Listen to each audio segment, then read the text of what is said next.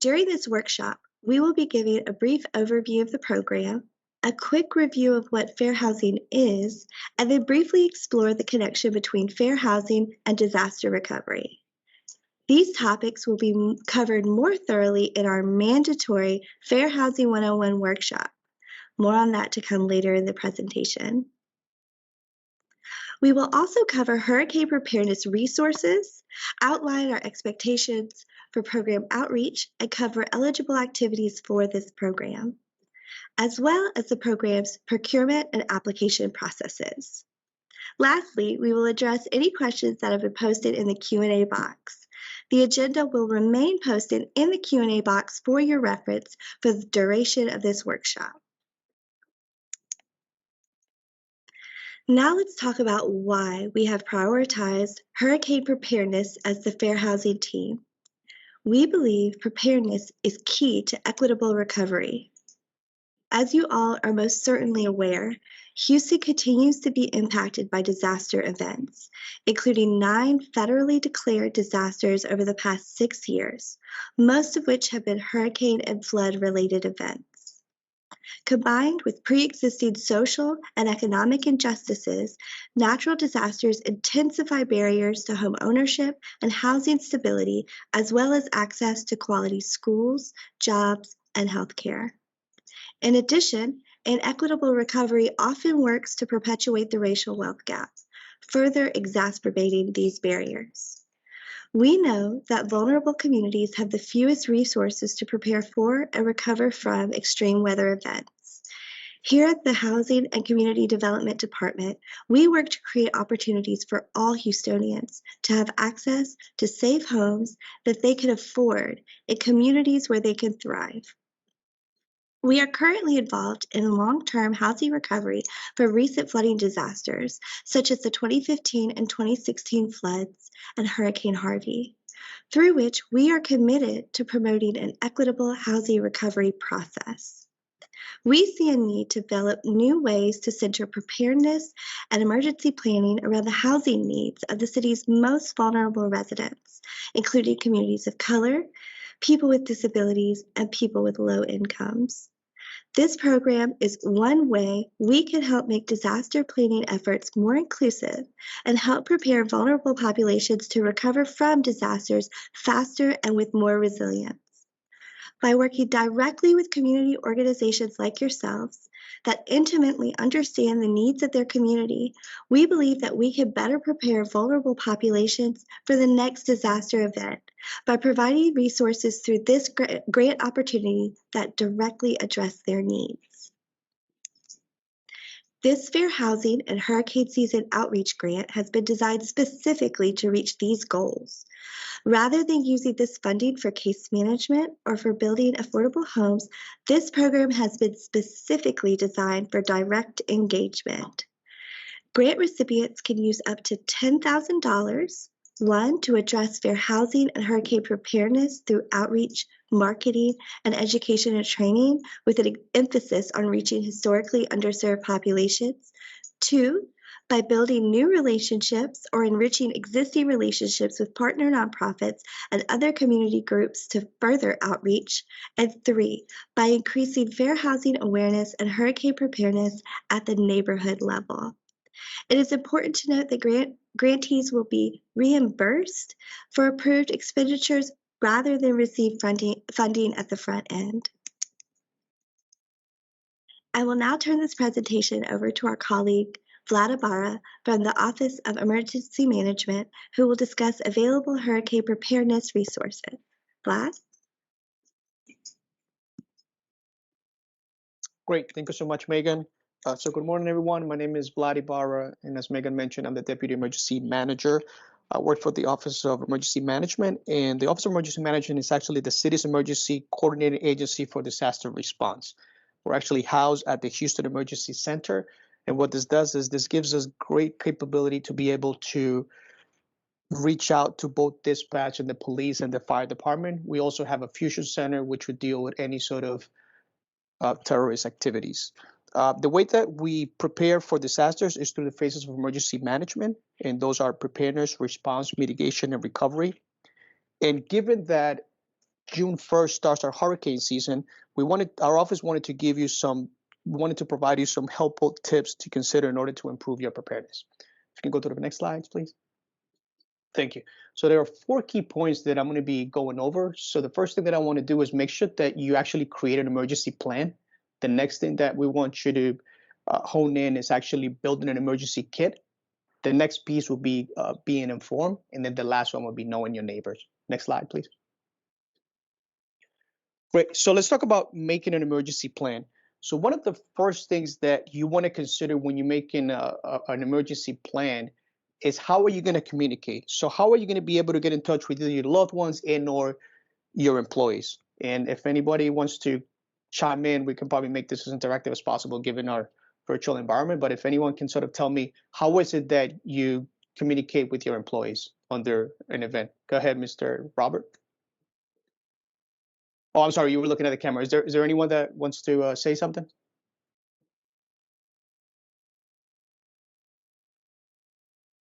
Okay, well, so that's fine. So one of the key points that you want to take into account as you're creating a communication plan is basically number one, you want to be able to, instead of calling people, you want to text. And the reason why you want to text individuals is because that uses less bandwidth, so you'll be able to get your message across. Another point that I want to make sure that we consider is also having an out-of-state contact. So based on disaster response, every time you have any sort of disaster, what happens is the lines are going to get jammed up. So one of the ways that you can actually avoid doing that and making sure that you actually have that connection for family or again your workers is to have an out-of-state contact. So you can call that person and that person can be that connection between you and your employees, and then they can check them in. So again, have an out-of-state contact and making sure that you text them. Those are best practices. Another piece too that we want to make sure as you're looking at an emergency plan is making sure that you look at meeting locations. And these can be at your work site, a friend or a family, a park or a school, depending on your location. Again, you want to make sure that you create a meeting location, you create a primary scope path, and you also create a secondary scope path. The other piece too, especially that is relevant for Houston, is you need to consider your evacuation route. So based on your zip code, on which one of the zones do you fall? Do you fall under the coastal area? Do you fall under areas A, B, and C? And for each one of us, it's really important to get to know that stuff. Practicing your plan is also a key point that we want to talk about. So again, once you do create that plan, make sure that you actually use it. In terms of preparing your home, you want to install safety features. Make sure that you know how and when to turn off utilities. So right now, during Winter Storm Uri, that was one of the key points that a lot of individuals were sort of grappling with. So again, knowing that information is really helpful. And now, given that we're working under a COVID environment, this is, again, just understanding what this means for you and your safety. Next slide, please. So now let's talk about building a kit. And so building a kit becomes really important. Usually what we ask individuals to do is try to have, at least one or two, have a kit both at home and also have one. Hello? Okay, sorry. Have a kit at home, also in your car, and then one at work. That would be the ideal. Some of the key items that you want to consider as you're creating an emergency kit is making sure that you take care of those important records. And this means taking care of your insurance policies, contracts, employee records, anything that's going to be relevant to your agency and that is going to be able to give you that pivotal information that you might need. I'll give you a perfect example. Before coming, I only been an emergency manager for the city of Houston as a deputy for 5 months. But previously to that, I used to do emergency manager both in California and in the East Coast. When I was in California, the county where I was working, we actually were dealing with a wildfire, and so we ended up setting up a recovery assistance center. And I have to say, those individuals that had actually kept copies of their important records, they were so much better when it came to coming around and getting the wraparound services because they were able to, again, provide that information that was needed. So making sure that you have copies of your important papers is really important. Some of the other items that I want to make sure that you consider is, again, take a look at the COVID sort of items that we need. So we need hand sanitizer, you need two face clothes per person, and now this is something that's going to be going away, which is great. Make sure that you have enough food and water. Make sure that we have flashlights, fire extinguishers, and the list that you see here on the screen is definitely not, it doesn't encompass everything. I think at the end of the day, what you want to make sure that you have is enough food and water for at least a week or at least 3 days. If it's just for you, if it's for your home, then at least 7 days. Next slide, please. Oh, wait, I'm sorry. One key point that I want to make sure that you guys are all aware of is that on Saturday, June 5th, there's going to be an extreme weather ready expo, and this is being held at Minute Maid Park. The reason why this is relevant for you is because it's starting at 10 a.m. They're going to be giving out emergency kits. So if you want to get an emergency kit for yourself or any of your employees, like I said, it's going to be happening Saturday, June 5th at 10 a.m. Minute Maid Park, and they're going to be giving out preparedness go bags, and they're also going to be feeding you pizza. So there you go. You have preparedness and pizza at the same time. What can be better than that on a Saturday? So now another key consideration that we want to take a look at is definitely making sure that our pets are prepared, and that means making sure that we have copy of their vaccinations, making sure that we have any sort of medication or prescriptions that they might need, making sure that we actually have familiar items to them. So whether it's toys, blankets, their treats, making sure that we have the microchip information, making sure that we actually have a manual can opener, and also ensuring that we have a leash and harness with a collar with their ID. Also, again, sort of in this entire endeavor, making sure that we're actually covering the unique family needs that we'll have for our family. So I have a young family. One of the key items for me is definitely having that diaper, making sure that you have the infant formula. Again, a lot of the, if you're talking about sort of senior citizens, then you want to make sure that you have a list of medications with the dosage. You want to make sure that you have eyeglasses, the prescribed eyeglasses, make sure that you have any sort of contact list of doctors and relatives. These are all sort of key items that we want to be considering as we move forward. Next slide, please. Now let's talk about being informed. So the City of Houston offers emergency alerts through the Alert Houston Emergency Notification System. And to find more information or to sign up, you can do that at www.alerthouston.org. We want to make sure that we also listen to local stations, two stations that we find that provide particular important information is 88.7 and also 740 AM. Also, during an emergency, one of the key points is going to be social media. So make sure that you actually go to trusted social media sources so that you can find information. And I would say definitely at the end, I'm going to be giving you resources in terms of our special social media so that you have that information at hand. Next slide. So the wild emergency alerts. So the wild emergency alerts take place when we're actually dealing with any sort of event, and this will just come right to your phone. You don't need to sign up for these, and you can manage your alerts once you go into your phone settings. So this is something that's going to come up as we're dealing with the different hazards that the city deals with. Next slide. So now knowing your neighbors. Knowing your neighbors is extremely important. Again, we know from just every single disasters that when you know your neighbors and when communities, they're able to recover faster if you actually have those linkages within your neighborhood and within your work. So because strong communities are actually able to bounce back faster. Some of the items that we have in terms of that community resilience is we have community emergency response teams. So if this is something that your agency wants to be involved with, we certainly have a program that is run by Jackie Miller, which is our sister agency, and I'll definitely be able to provide that information to Megan so that she can give it to you guys. But basically, the community emergency response team is for the community, but for an entities, one of the things that you guys can create is actually a business emergency response team. So if you have individuals within your department that are interested in the preparedness posture, that is something that you can actually create. And like I said, we'll be able to provide you with further guidance. Next slide. Okay.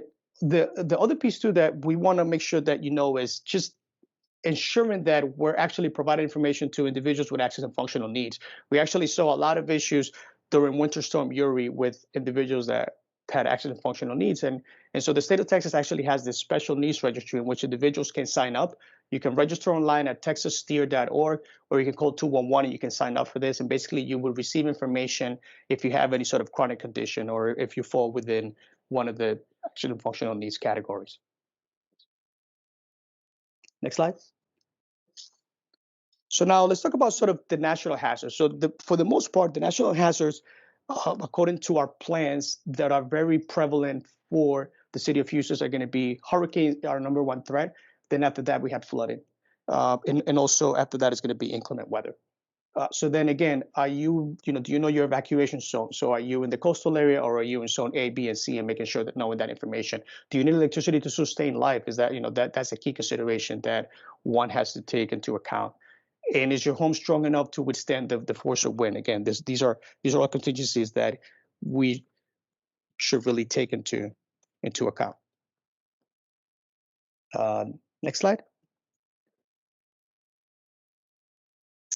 So in terms of the hazards, one of the things that I want to make sure is, in terms of a hurricane, there are 5 categories in terms of hurricanes, and basically they go all the way from 1, which is basically a wind speed of 74 to 95, which will provide some damages. The next one is category 2, which would be 96 to 110 miles, and that would create extensive damage. The ones that we are really sort of concerned about in terms of emergency management are 3 and above. So anything over 111 miles per hour is going to be devastating or catastrophic for our state. And so there are certain terms that I want to make sure that I go over. So one of them includes, it's called a hurricane watch, and this is issued when a hurricane force wind is over 74 miles per hour. And these are usually sent out by the National Weather Service 48 hours away. Then after that, you have a hurricane warning, which is basically those are issued when the force winds are over 36 hours out. And again, these are key items that we want to make sure that you know. When it comes to severe weather, there are 2 terms that we want to make sure that you know. So there's a severe thunderstorm watch, and this just indicates that thunderstorms are possible. And then the severe thunderstorm warning is actually that the thunderstorm is imminent or is going to be occurring. And flooding, as I mentioned, flooding is basically one of the key hazards that actually happens throughout the United States, but is really relevant to the city of Houston. And so you need to know a flash flood watch, which basically states that a condition exists for flash flooding. There's also a flood watch, and this just says that you might have conditions for flooding. Then there's the warning, which basically means that the flooding is taking place, and then the next one is for a specific area. So some of the ways that you can actually sort of take care of yourself is to purchase some flood insurance, find out if you fall within the flood risk, and then also a weather radio will be able to help you with that. Next slide.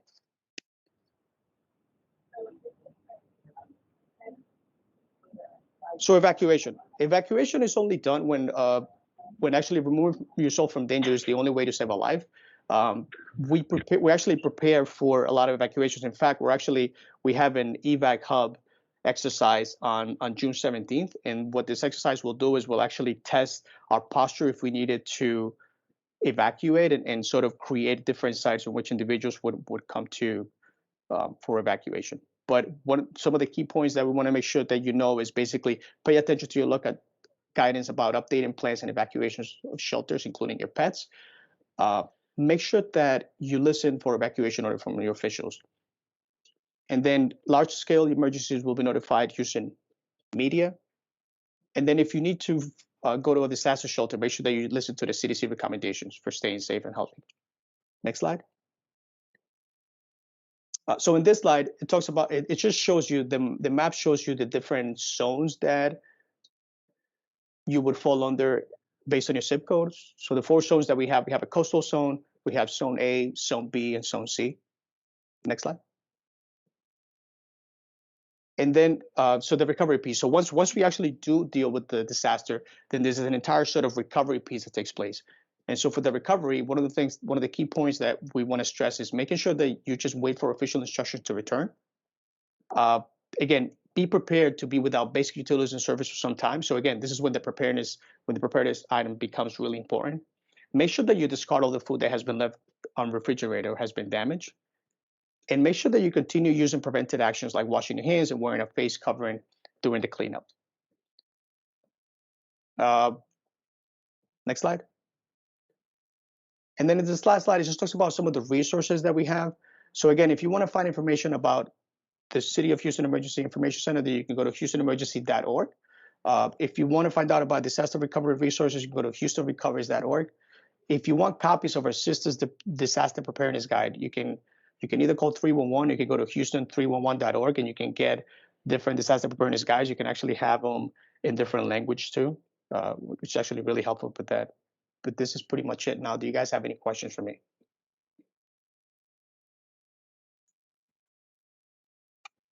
Vlad, we have one question in the chat. What languages are emergency alerts available in? So the languages that emergency alerts are readily available in, they're usually sent both in English and Spanish. But for the most part, and again, I'm new to the city, but I know that for the most part, it has to be completed in the 5 languages that are prevalent to your jurisdiction. But as far as I understand, right now, the 2 languages that the information is being sent are going to be English and Spanish. And I know that they're working on the other languages. So, any other question?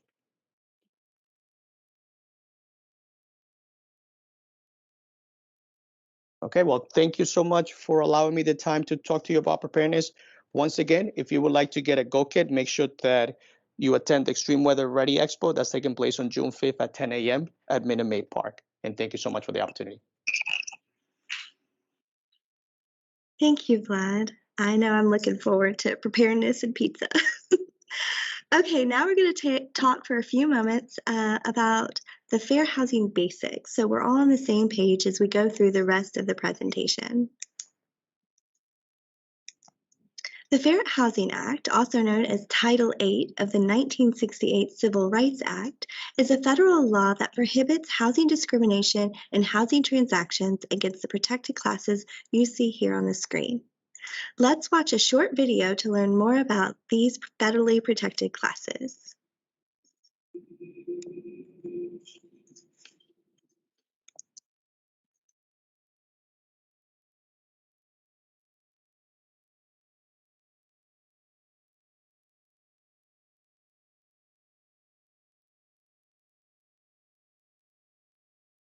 The staff at City of Houston's Housing and Community Development Department are committed to increasing Houstonians' knowledge about housing protections and helping them identify when housing discrimination might occur.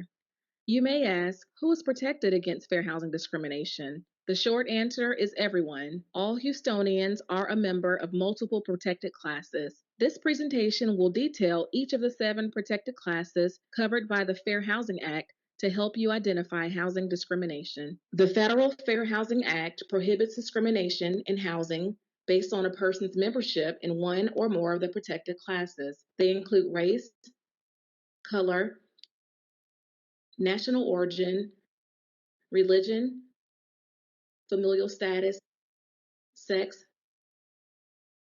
and disability. Let's review them in more detail. Race is a grouping of individuals based on shared physical or genetic traits, and it can include skin color, hair texture, facial, and other physical or genetic traits associated with a racial or ethnic group. Race refers to being white, black, Asian, Pacific Islander, etc. And it's important to note that racial discrimination includes discrimination for perceived race or being biracial. The question, what are you, or where's your family from, can be a sign of racial discrimination. Also, racial discrimination can occur because of association with particular races. Color is the pigmentation of the skin as an indication of someone's race. It is included separately from race because people can discriminate solely on color. For example, someone can discriminate against another person whose skin is lighter or darker. Color may or may not be related to race or national origin. One skin color is not more protected than another. That being said, it is important to note that color discrimination can occur by individuals within the same race, and that people with darker skin tones tend to experience incidents of discrimination in housing more frequently. The Fair Housing Act protects against housing discrimination based on the color of one's skin. This means that a person may not be treated differently, denied, or harassed in their home or during a housing transaction because of their skin color. National origin is a relationship between an individual and a state and refers to a person's ancestry, birthplace, ethnic background, or language. Discrimination based on nation of origin means discrimination based not only where you're from, but where your family's from and your language or customs. For instance, creating more favorable rental terms for native English speakers is an obvious case of discrimination. Of note, discrimination based on limited English proficiency, which is the limited ability to read, write, speak, or understand English, can also be considered race discrimination.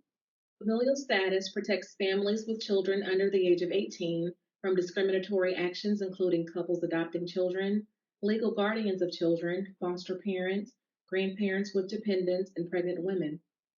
Like in the case of other protected classes, landlords should be aware of both obvious and more subtle forms of discrimination based on familial status. For instance, denying a rental property to a tenant who otherwise qualifies for a unit because he or she has a toddler is an obvious form of discrimination. However, cases have existed where landlords group families with small children into less desirable areas of the apartment complex. While this may be a defensive move to counter noise complaints, it unfairly restricts access to units that otherwise are available to other residents. Other examples can include restricting how families with children can use other common areas, charging additional fees for children, or restricting children from playing outside. Fair Housing Act prohibits housing providers from treating renters or homebuyers differently because of their religion or because they engage in religious practices and rituals. Discrimination includes refusing to rent or sell, charge more, or offering different terms to someone because of his or her religion.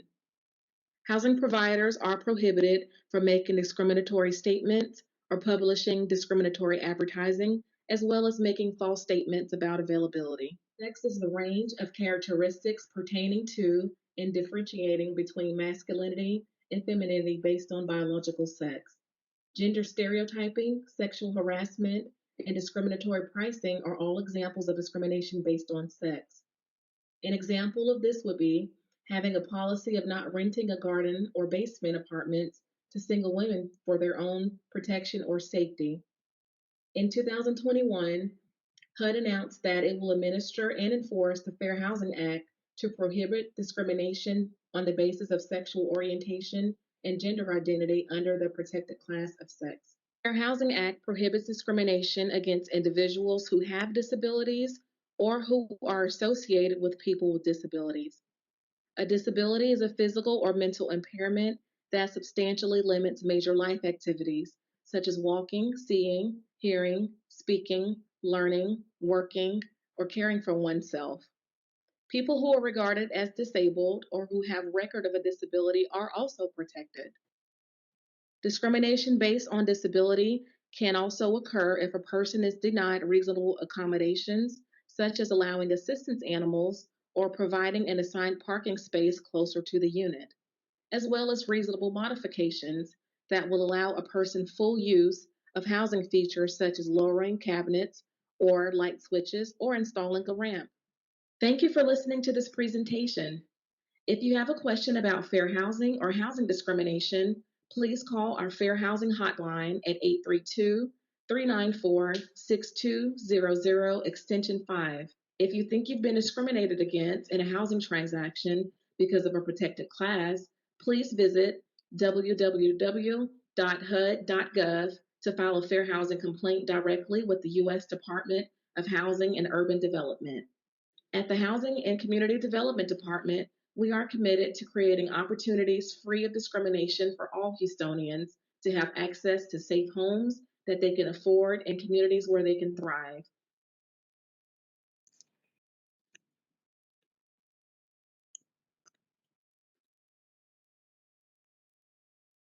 The Fair Housing Act protects individuals in a broad range of housing-related transactions. For instance, a realtor could not steer a family away from purchasing a home in a predominantly white neighborhood because they are Black. A bank could not impose a higher interest rate on loans specifically for Hispanic home buyers. A landlord could not produce discriminatory advertisements that said no children, or only provided advertisements in English in an area highly populated by people who only speak Spanish. Landlords cannot say that a second-floor apartment is unavailable to a person in a wheelchair, even though it is actually available for rent. These are just a very brief glimpse into the basics of fair housing. To ensure that applicants applying for this program are knowledgeable about fair housing and housing discrimination in Houston, we are holding a mandatory Fair Housing 101 workshop for all applicants. These will be interactive workshops where general fair housing information will be given along with detailed discussions around the connections between fair housing and inequitable disaster impact and recovery. We will talk about how to identify the tools and techniques relevant to applicants' communities and help applicants identify preparedness activities that will help to promote faster recovery after disasters for their communities. For applicants' convenience, we are offering this course at 3 different times over the next few weeks. Applicants are only required to attend one session. The course will be identical in each session, although due to the interactive nature of the course, the discussions may differ from one to the next. You can sign up for one of the 3 workshops through our website. Now I'm going to turn things over to my colleague, Kimberly Johnson, who will continue the conversation around fair housing and explore with you its connection to disaster recovery. She will then walk through the program particulars with you. Kimmy? Thank you, Megan. Good morning, and thank you all for joining us today. I'm Kimberly Johnson, Fair Housing Education and Outreach Coordinator here at the Housing and Community Development Department. So now that we've covered fair housing and those protected under the Fair Housing Act, we're going to discuss Houston's most recent federally declared natural disasters and the impacts they've had on our most vulnerable communities.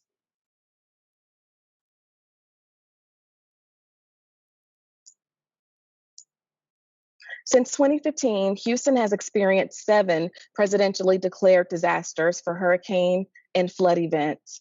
In addition to these flood disasters, Houston had 2 additional federally declared disasters, including the COVID-19 pandemic and Winter Storm Uri.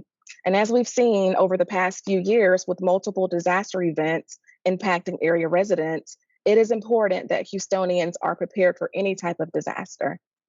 This program is focused on preparing Houstonians for flood and hurricane disasters. Hurricane Harvey was the largest of these recent flooding events. And as seen on this slide, the damage to residential buildings and the loss of personal property resulted in the loss of billions of dollars. The direct damage to homes caused by floodwaters and the indirect impacts resulting from flooding, such as displacement, had significant impacts on the broader housing market. When Harvey struck in 2017, many homes in Houston had already been damaged, and thousands of people had yet to recover from previous flooding events. And after Harvey, additional disasters have compounded the impacts for some.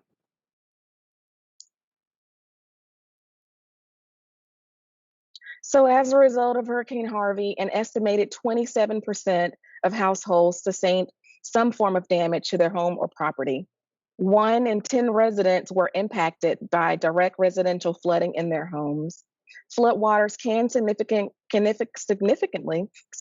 damage many parts of homes, including the foundation, the drywall, insulation, appliances, and furniture and other belongings, and in many cases beyond repair.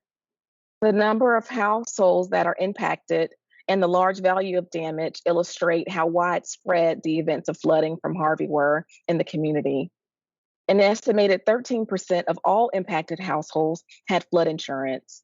Households identified as having flood insurance had a high dollar value of damage totaling in over $3.4 million. So there's a great need to ensure that Houstonians understand flood risk when choosing a place to live. Expanding that awareness about flood insurance programs and encouraging residents to purchase flood insurance could assist with recovery efforts in future disasters, which may contribute to a quicker recovery for impacted households. The impacts from Hurricane Harvey on the housing stock magnified several other housing-related issues in Houston, like poverty, decreasing affordability, and aging infrastructure. So like COVID, Hurricane Harvey was a disaster that impacted the entire community.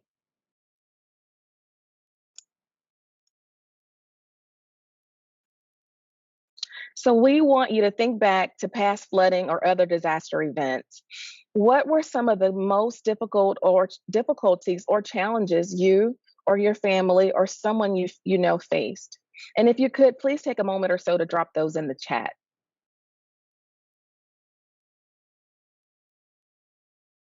And while you're doing that, you may recall that very recently in Winter Storm Uri, there were millions of homes and businesses across the state that were without power.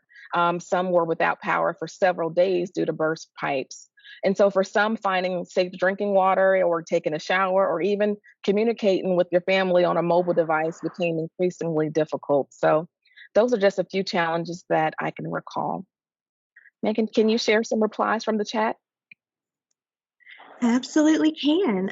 We have communication being a big problem, being flooded in and leaving too late, couldn't use any electric medical equipment, finding accurate information without power was a problem.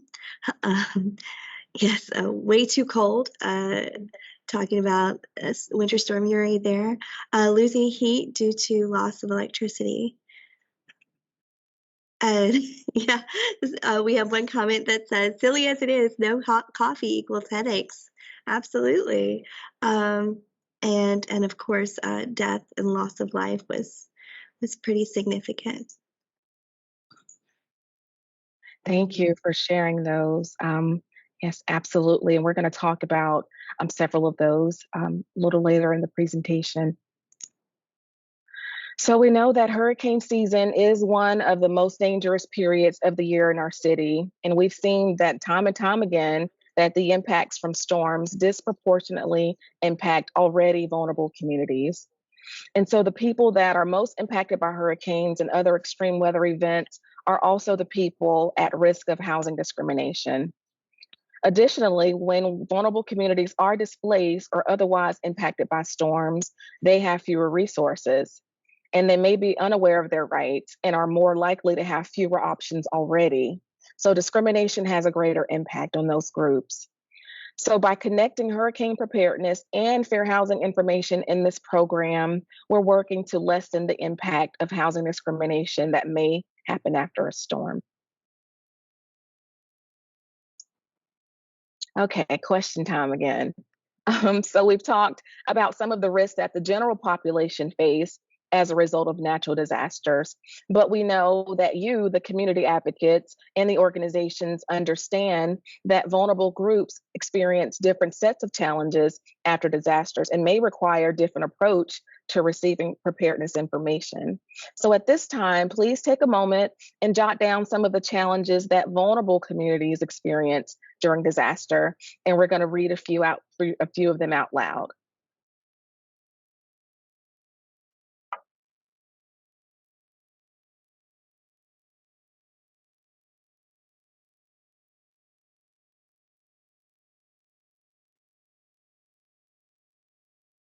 Okay, and Megan, if you'd let us know when we get a few of them that we can read out loud.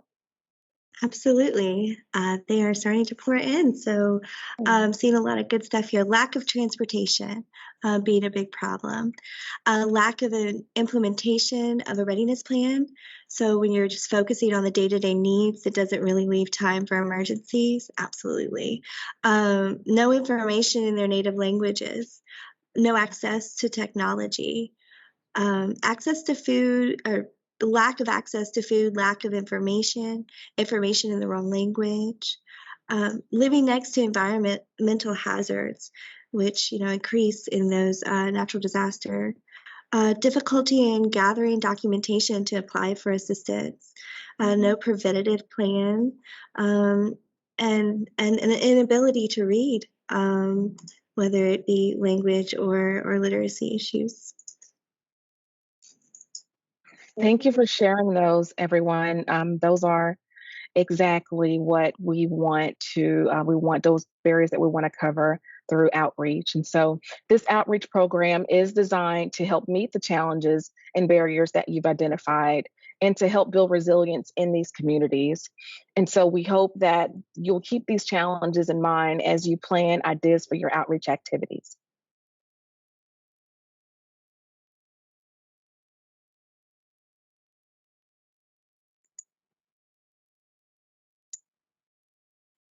So it's important to note that hurricane preparation and reliance outreach for vulnerable communities requires a more targeted approach than outreach for the general population. On this slide, I'm going to cover just a few examples of barriers to disaster recovery faced by these three groups in particular. So our first example is households with lower income.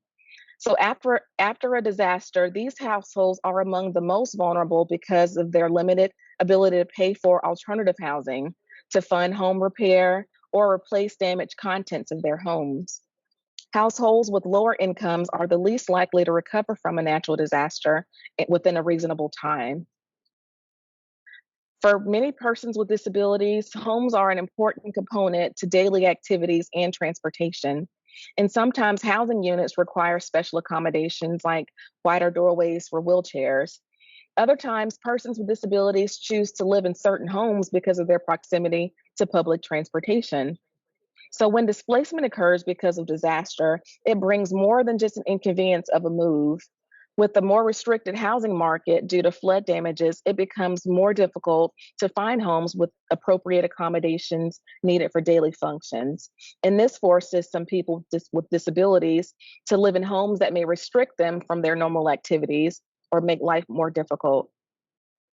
So, in addition, many persons with disabilities may also be on fixed incomes, showing an additional vulnerability for these groups. And so, for these reasons, additional considerations for outreach or assistance may be needed for this population. And finally, although age is not a protected class under the Fair Housing Act, age is correlated with disability, as many seniors have disabilities. And some seniors are more at risk of achieving a swift and full recovery because they may be isolated and may not know about resources available. Many seniors have fixed incomes, and for both owners and renters, some seniors, due to their fixed incomes, may not be able to absorb unexpected expenses from flood damages. Homes that are left unrepaired can breed mold, leading to health impacts for this group. And seniors may be extra susceptible to health impacts from living in an unhealthy environment and are likely not to be able to recover from health impacts as quickly or as at all compared to other population groups. And I just want to note that during the required fair housing workshops that we've been talking about, we're going to take a deeper dive into these barriers and a few more. So please make sure you register for one of those 3 sessions. Okay, at this time, we're going to transition to the outreach for this program. So through this presentation, we've stated that people most impacted by hurricanes and other extreme weather events are also the people that are most at risk of housing discrimination. And impacts from storms disproportionately impact already vulnerable populations. And for that reason, in this particular program, we are focusing on outreach on historically underserved communities, such as communities of color, persons with disabilities, persons with limited English proficiency, seniors, immigrant communities, low-income households, and vulnerable persons who have been impacted or displaced by past storms.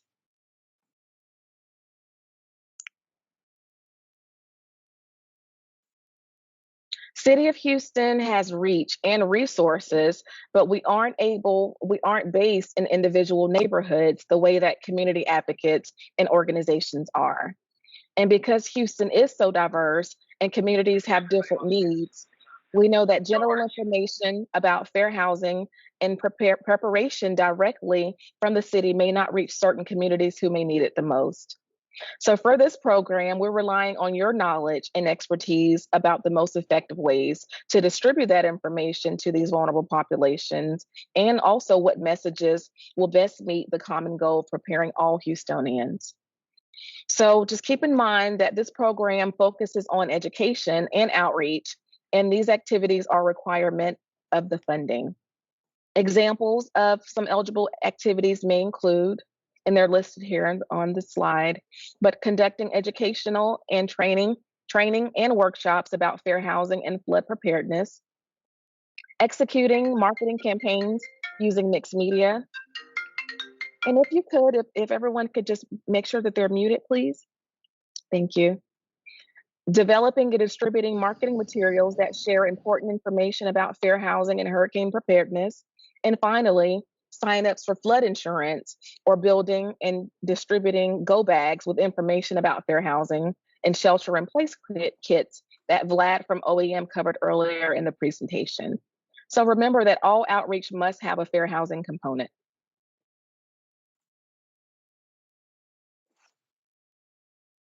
Fair housing outreach can include reaching underserved populations with hurricane preparation information so that they can be more resilient in future disasters. And so it also includes combining information about fair housing, including the rights of those protected classes and how to file a fair housing complaint with hurricane preparedness information. We know that outreach and resilience preparation tactics for underserved populations may be different than what they are for the wider population. For instance, flood preparation for people without transportation or mobility issues may be different, and there may be a need for new outreach materials for these underserved populations. And also, existing outreach materials may be needed in various languages that may have not yet been translated.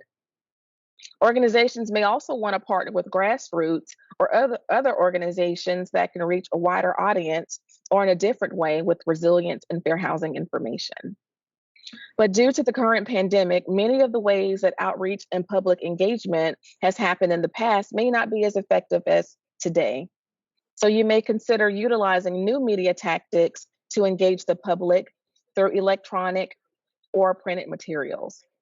And finally, if your organization has case managers that work directly with the residents, the organization may want to provide training for its staff members about fair housing and ways to overcome housing discrimination. The information could be incorporated into staff interactions with the public so that both the staff and residents are more aware of fair housing and discrimination and how to report it. So these are just some examples of how fair housing could be incorporated into outreach that you're doing already or that you know that needs to be done.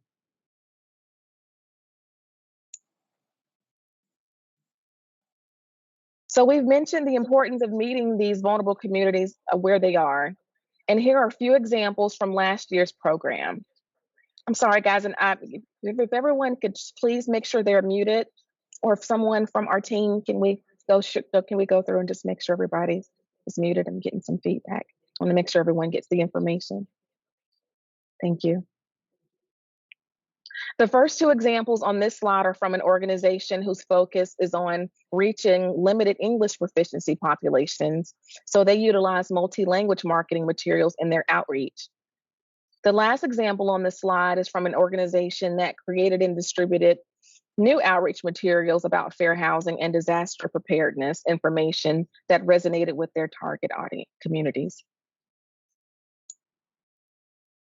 So this first example is from another organization, and at the height of the pandemic, they included fair housing and hurricane information in their drive-through information fair. And so the final example is here from an organization that created some PSAs that aired on the Lebanon Times radio show, as well as Facebook. So now that you have some understanding about what fair housing and hurricane season resilience outreach program is designed to do and the groups that we want you to reach, what do you think would help vulnerable populations become more prepared? You could take a second and type those into the chat. We'll read them in just a few seconds.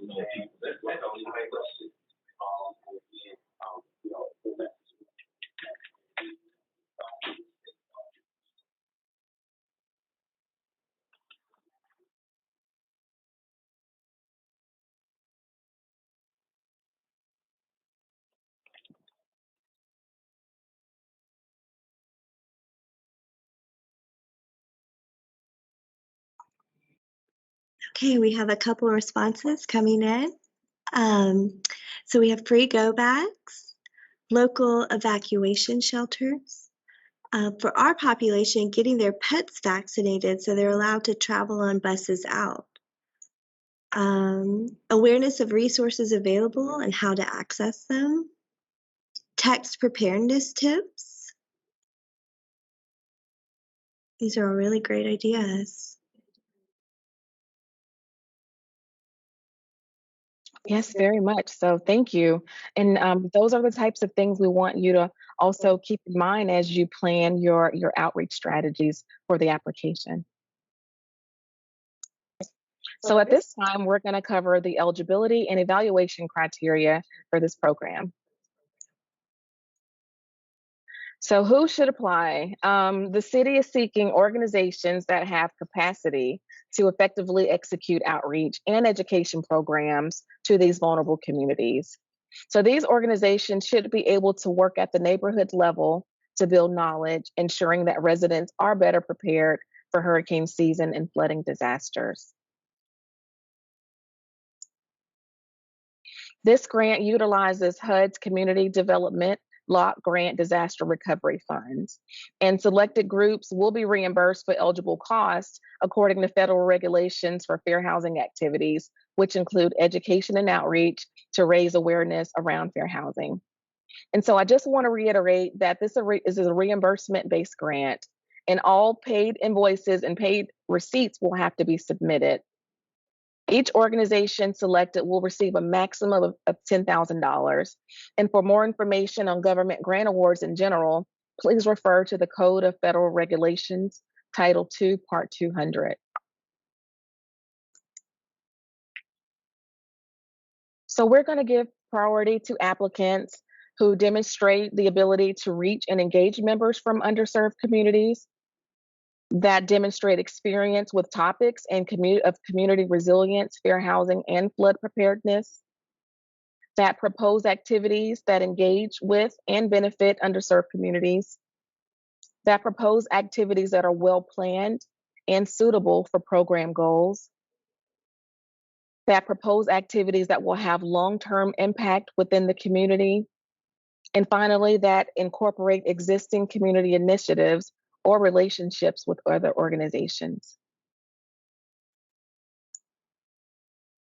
So at this time, I'm going to transition to the procurement procedures and the application for this funding opportunity. So in order to participate, all organizations must be registered as a vendor for the City of Houston and actively registered in the system for award management. So if you need to register as a vendor, or if you're unsure if your organization is already registered, the strategic procurement website is on the screen. It's purchasing.houstontx.gov. They have helpful tools and resources for you. So, and please note that you must also have your EIN number, and all requests must be submitted with a W-9 form on your company's letterhead.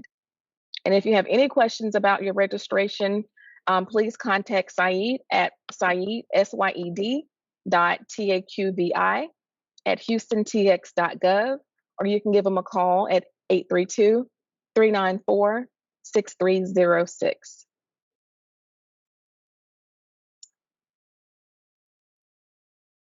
So the application period for this grant has been open as of May 17th. And so we mentioned that all interested applicants must complete an online application and attend at least one of the 3 virtual fair housing workshop sessions in order to qualify. The deadline to submit the application is June 16th. And so now at this time, I'm going to switch over to show you the different components of the online application. Okay, so just a few things to keep in mind as you complete this online application for the program. As you advance through each page of the application, your responses, depending on your browser, they may or may not be saved. And also your application will not be submitted until you select the Submit Application button on the final page. So when you do sit down to complete it, make sure you're ready to complete it all. But you can also transition to each page if you just want to see what's on it, but keep in mind that it's not going to save. So on page 1, we want the contact information of the person that's completing this application, as well as the person who's going to be responsible for conducting the outreach for this program. And on this page, there's also a section to provide an overview of your organization and questions about past outreach and impact. So on this page, we want you to list your proposed activities. And at the top of the page are 2 examples. If all of your activities don't fit on this online form, you can upload a document at the bottom of the page. Questions 19 through 25 are questions pertaining to your proposed outreach activities. So on page 4 of the application, we want you to modify this budget template to reflect the needs of your proposal. So the sum of that budget shouldn't exceed $10,000. And finally, if your budget information does not fit in the table, you can upload the attachment here at the bottom of the screen. And finally, after completing those pages, you'll end up on this page where you must click the submit button, submit application button, and your application won't be submitted without clicking this button. So please make sure you send it. So we're going to transition back to the presentation. And while I'm doing that, I just want to remind everyone that in case you miss anything today, or if you want to share this information with your colleagues, it is being recorded and we're going to upload it to the website following this event. And so that website is here on the screen, and we're also going to put it in the chat for you.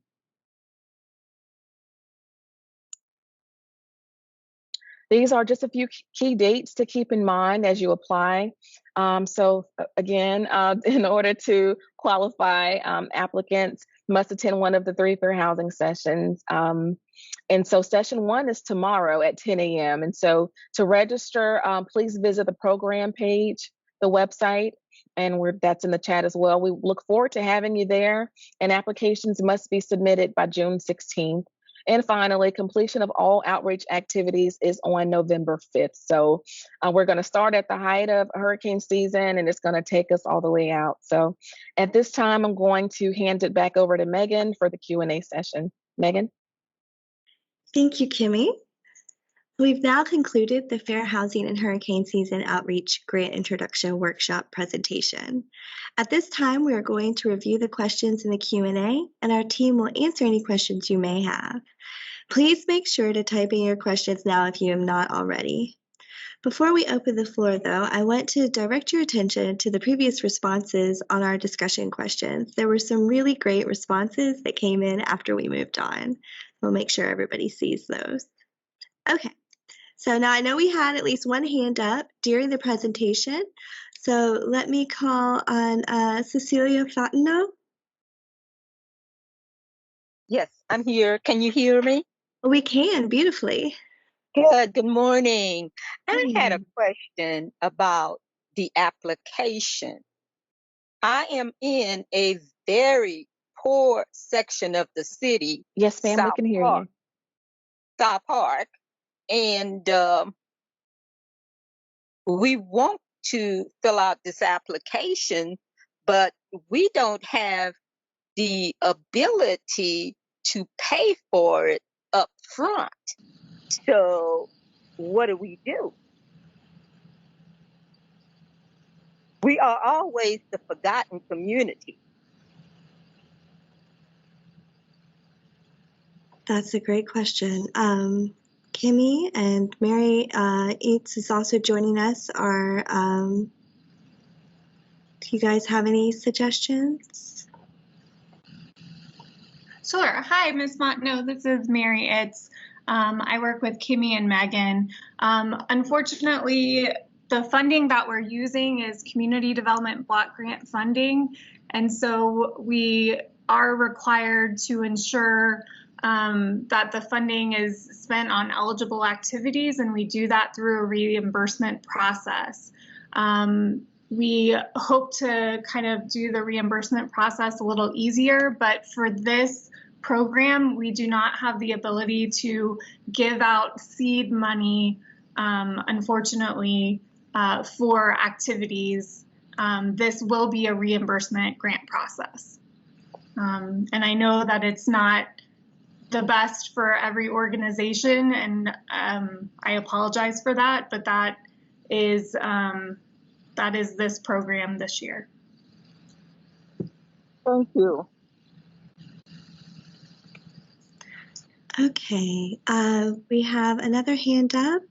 Let's see, Des Burnley Anomaly? Hi, yes. How long does what's the duration of the outreach program for the candidate for the grant? Does that make sense? Yes, sorry, yeah, a little slow on the unmute. Sorry Okay. about that. Yes, let me give you these dates. We have, excuse me. So the application period is now open. We have the grants will be awarded June 21st through 25th. We're going to have implementation on the week of June 28th and July 2nd. So after the week of July 2nd, we're going to do the orientation for selected consultants, and after that, the outreach can through November. So the consultants that are selected, what's the cutoff date that their program must run? Everything must run. The close of the outreach period is November 5th. That's the final date. So the program has to run from, it's like you said, July 6th? Yes, July through hurricane season. Yes, July through November. Just the hurricane season. Yes. Got it. Okay, and my second question was, for the selected consultant, what's the turnaround when they apply for reimbursement on the grant? What's the typical turnaround for payment?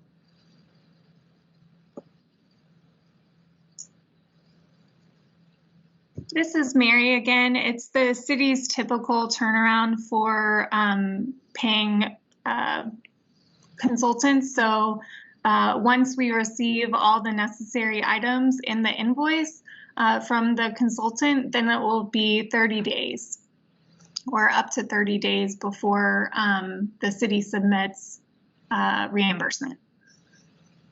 Okay, thank you.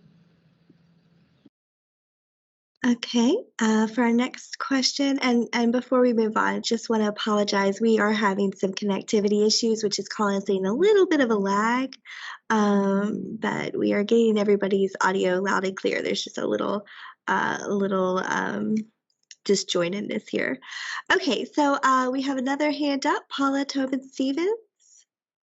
Hello, I do have a question about the time that it would take. We are currently not a vendor with the city of Houston or with Houston. How long does that time usually take to start that process? Like, would realistically we be able to finish that to be able to apply for this grant? And Saeed, I see that you are on. Would you like to take that question if you're available? For the W-9? No, one of the criteria said that you had to be a current vendor to participate, and we are not. So we would have to, we have everything else. We have our SAMs, we have our EIN, we have everything else, but we are just not a vendor currently. So just trying to get an idea of how long that process usually takes, and would we be able to do that within a week to be able to meet the June 16th deadline to apply for this grant? Oh yeah, if you can, send me an email after this meeting, and I can get you the information that's needed to register as a vendor. Okay, awesome. Thank you so much. And whomever needs help registering as a city vendor, you guys can send me an email right after this meeting, and then I can send you guys a step-by-step process to how to register on the city's portal. Also, with the W-9, I don't know what you meant by the letterhead, Christy, but it has to be your latest W-9 that you need to upload, which is a common form that everyone should have. Oh, thank you. I thought earlier in the presentation, Kenny mentioned something needed to be on letterhead, and it was close around the time we were talking about the W-9. So I just wanted clarification on that. Yeah, I don't. It has to be on the latest W-9 form, which is a regular form for W-9s. But yeah, if you can email me after this as well, I can send you the step-by-step process and the forms that's needed. Okay, thank you. Sounds good. And and that's my email address that you guys see on the screen. And if you guys like, I'll send it on the messages as well. That way you guys can just copy and paste it. That's perfect. Thank you. Yep. Thank you.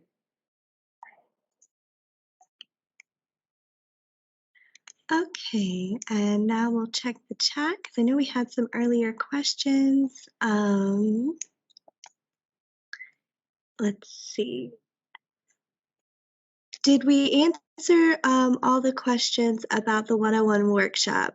There was an early one. If you have signed up tomorrow, do you still have to join? I don't know if that was if you need to sign up for a different one or if it is if it's required in general. I'll take that one. That as long as you attend one of the workshops, you will meet those requirements. Yes. Okay, and let's see. So, any other questions? I'm seeing. Can you give us a sense of how onerous the registration process is?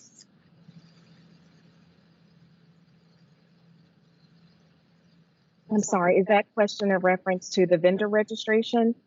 Because for the application, it's the online application form for the grant. Vendor registration, I believe Saeed just covered that process.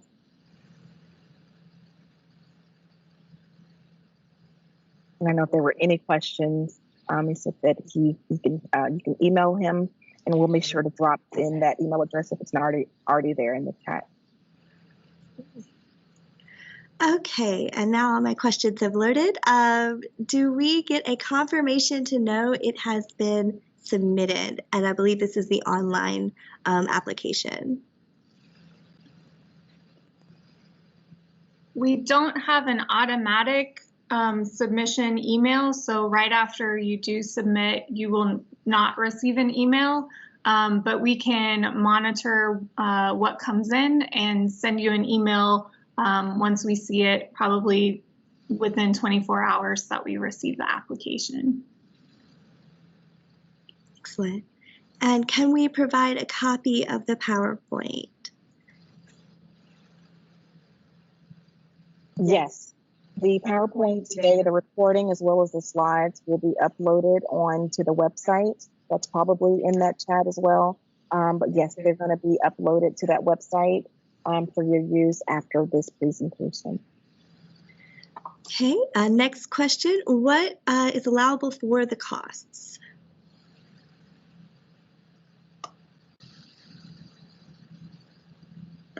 We do have restrictions based on our funding grant. So this is through our Community Development Block Grant, Disaster Recovery, so CDBG DR grant.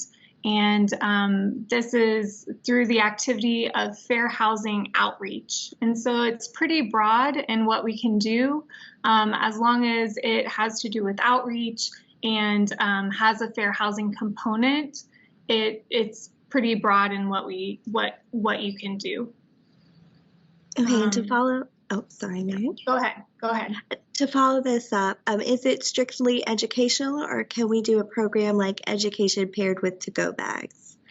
So if the to-go bags have information regarding fair housing, perhaps who to call on the bag if they need to file a fair housing complaint or something like that, as long as it has to do with fair housing outreach, that could be eligible under this grant.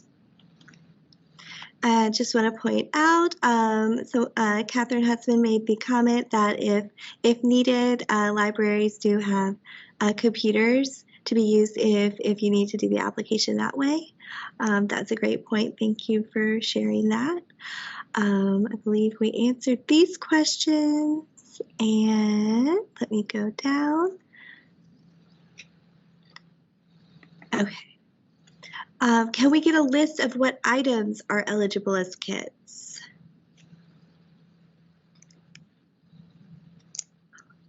We don't have that. we can't pay for food or anything with community development block grants, so I can tell you what is ineligible. But that's what I have so far. Okay, let's see. It looks like we have another question come in. Oh, yes, thank you, Kimmy. So she's sharing the dates again.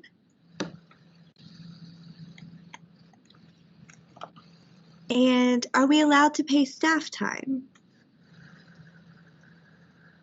Yes, staff time is an eligible activity as long as it is geared towards the fair housing outreach activity.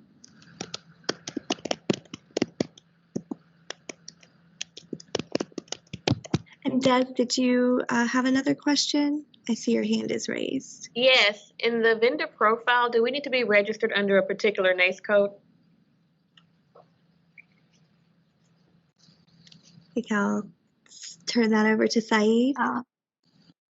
Yeah, Saeed may have a, but for this program, no. The NAICS codes, I think, help identify if you, for future funding opportunities, you may get emailed. So you may think about it that way, but not for this opportunity or for this program. We don't need you to have a particular NAICS code.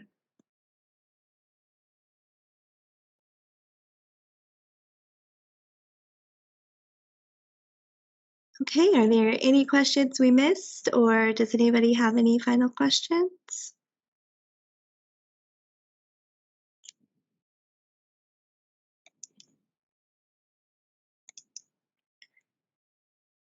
Okay, oh, yeah, here we go, let's see. Who do we email if we to know if our application is submitted? Please send an email to fairhousing@houstontx.gov. And you can also, it's there on the screen, or you can call that number, but you can, and that information may also be in the chat. I'm sorry, that website. So you can just copy and paste it. But please send those inquiries to fairhousing@houstontx.gov.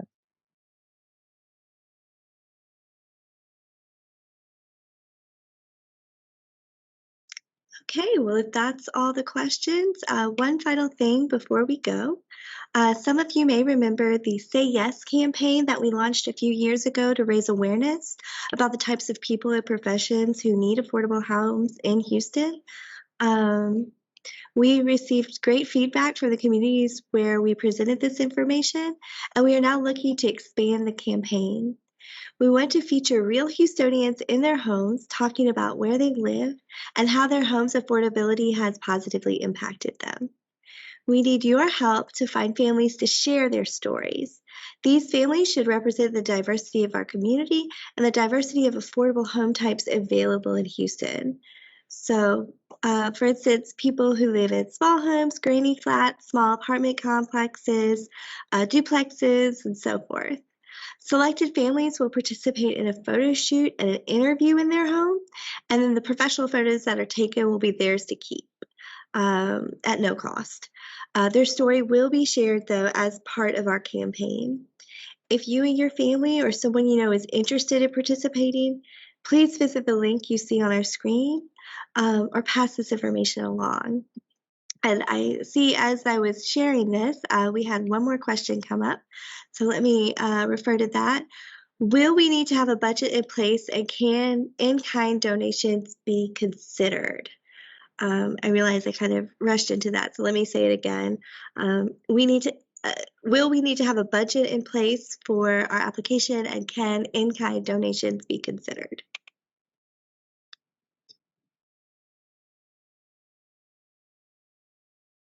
Jamie or Mary? Sure. So the budget that we have in the application is really the budget for the funding that you are requesting from this grant opportunity. So we don't need to know the other funding sources that will be used. But we, through the application, you can indicate in the narrative that you have capacity and that, you know, if there's a bunch of other funding that you have for the program, you can indicate it there. But in the budget page on the application, it's just the grant request for this funding. Okay. Well, thank you again for joining us, and we look forward to seeing you at one of our upcoming Fair Housing 101 workshops. Remember, the first one is tomorrow at 10 a.m., and sign up is on the website. Thank you and have a wonderful afternoon.